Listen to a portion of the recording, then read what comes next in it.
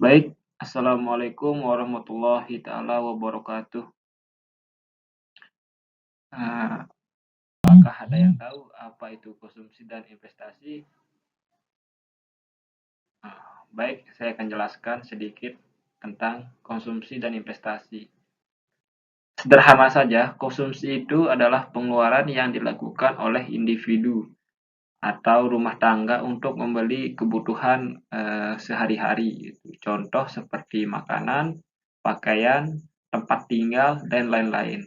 Ya, konsumsi itu bisa diibaratkan seperti kebutuhan. Nah, nanti di sana itu konsumsi itu dibagi menjadi dua. Ada yang konsumsi sekunder, ada yang konsumsi primer. Nah, kalau konsumsi primer itu adalah konsumsi yang bisa dibilang itu adalah kebutuhan pokok kita seperti makanan, minuman, pakaian, dan kebutuhan pokok-pokok lainnya itu. Nah, kalau konsumsi sekunder ini adalah kebutuhan luar kita seperti membeli tanah luas, membeli perhiasan, membeli intinya itu di luar dari kebutuhan pokok kita. Itu yang disebut konsumsi.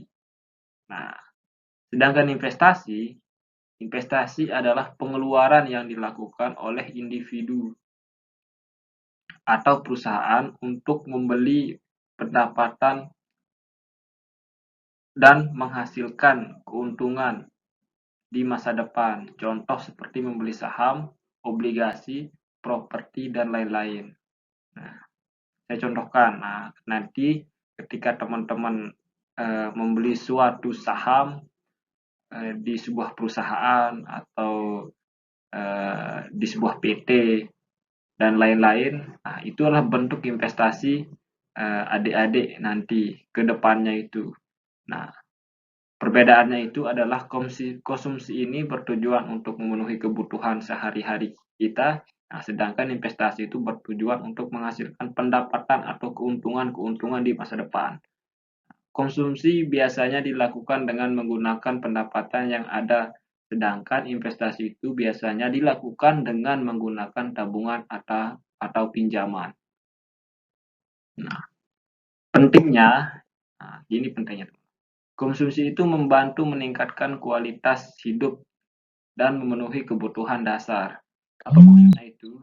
Nah, bahwa konsumsi ini adalah hal-hal pokok, hal dasar dan untuk hidup.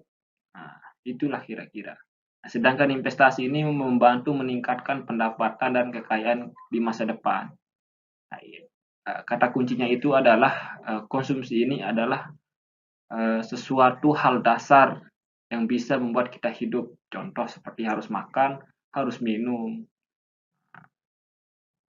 Kalau investasi ini adalah seperti kita mencari kekayaan lebih, gitu. Seperti kita berinvestasi,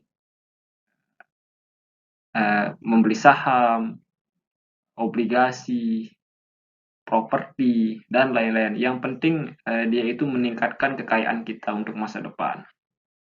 Nah, untuk materi pertama itu adalah fungsi konsumsi dan tabungan.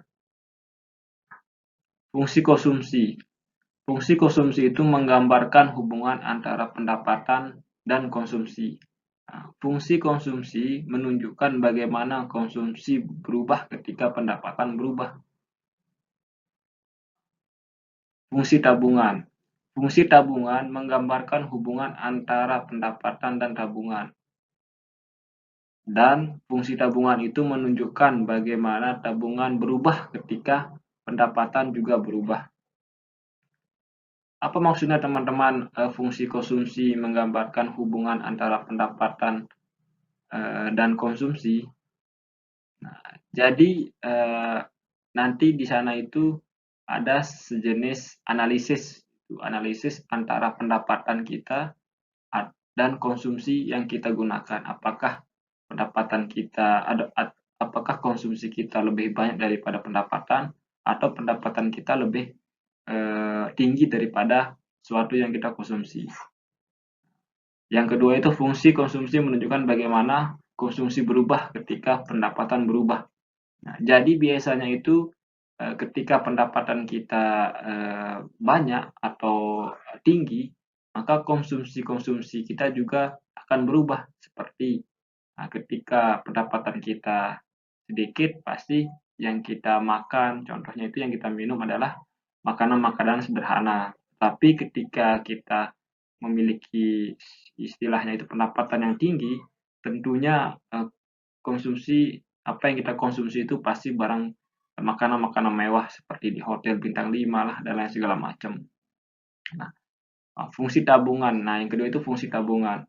Fungsi tabungan menggambarkan hubungan antara pendapatan dan tabungan. Apa maksudnya?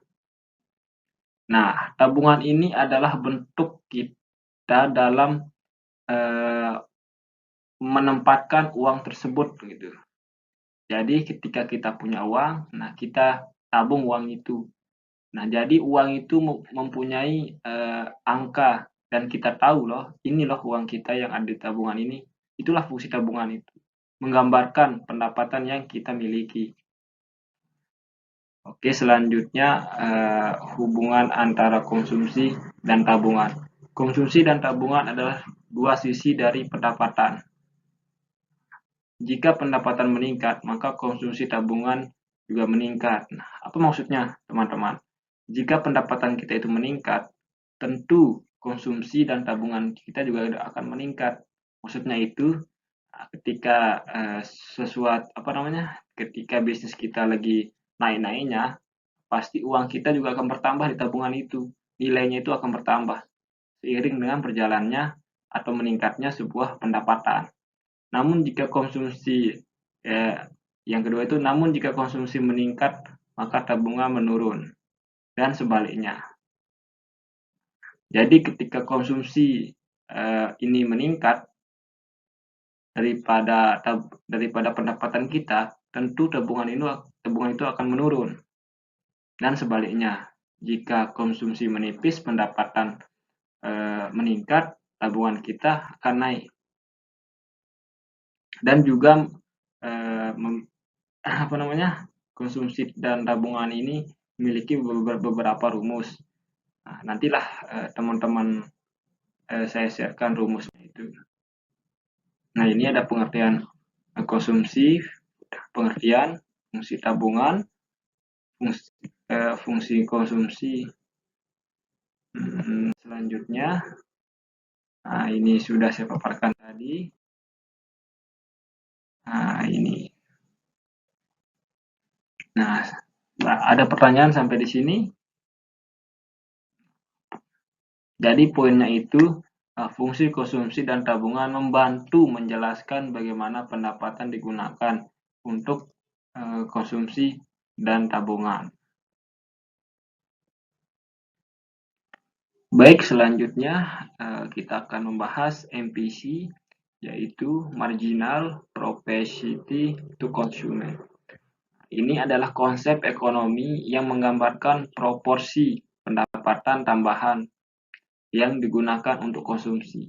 Nah, MPC ini adalah perubahan konsumsi yang terjadi akibat perubahan pendapatan. Nah, MPC ini dihitung sebagai perubahan konsumsi dibagi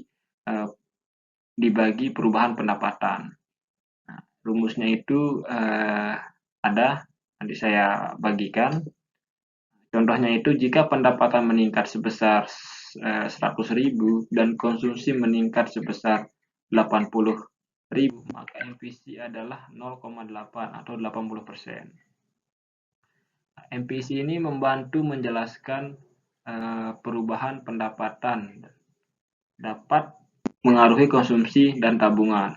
MPC juga digunakan dalam analisis kebijakan fiskal dan moneter.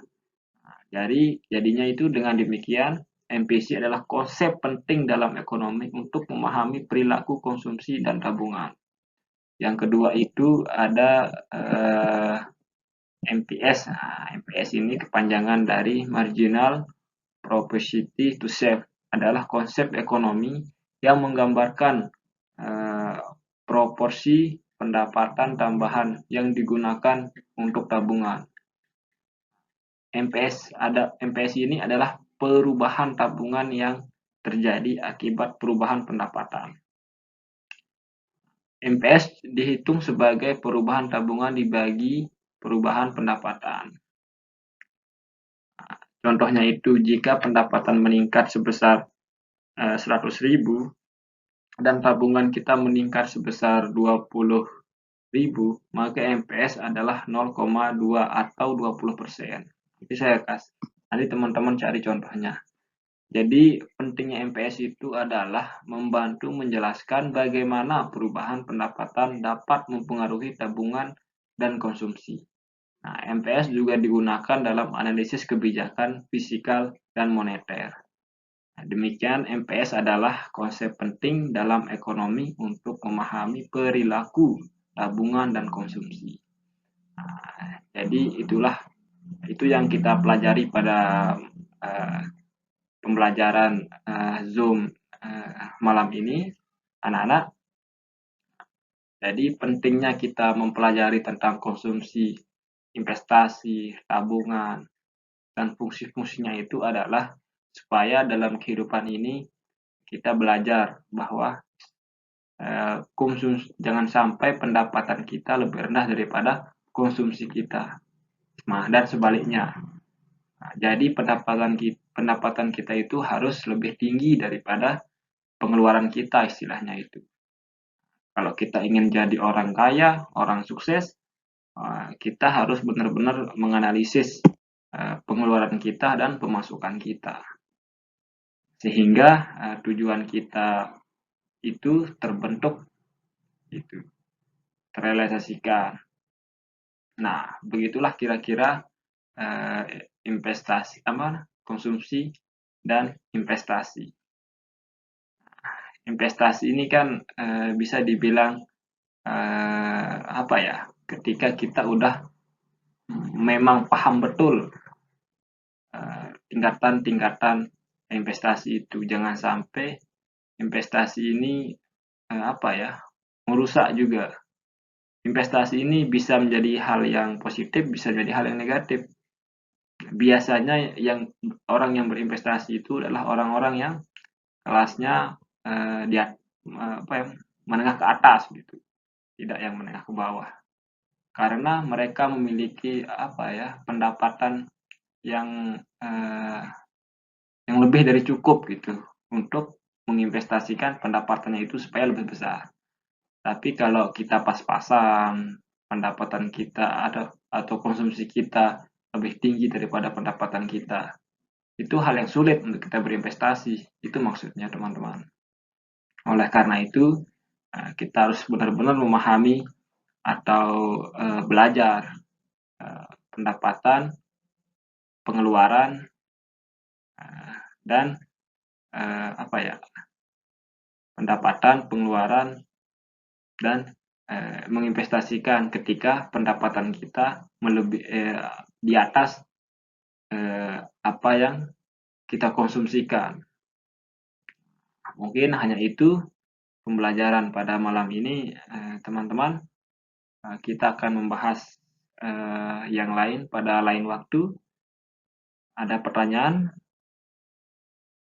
Baik, kalau Anda ada, mungkin sampai di sini pembelajaran kita pada malam hari ini.